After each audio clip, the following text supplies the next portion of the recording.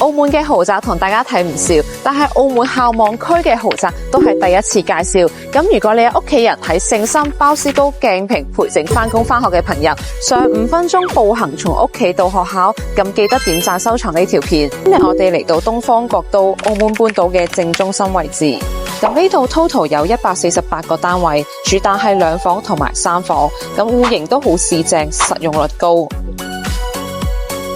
咁針對翻一啲單身人士或者係新婚夫妻，咁亦都有提供開放式，大概係470尺左右嘅戶型。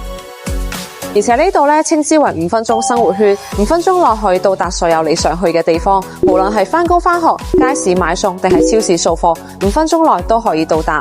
如果你想小朋友每日都有一個充足嘅睡眠時間，可以有更加多嘅精力投入學習，咁東方國都係一個唔錯嘅選擇。而且呢度嘅單位同車位配備係1:1.3，咁無論係私家車定電單車都有位停。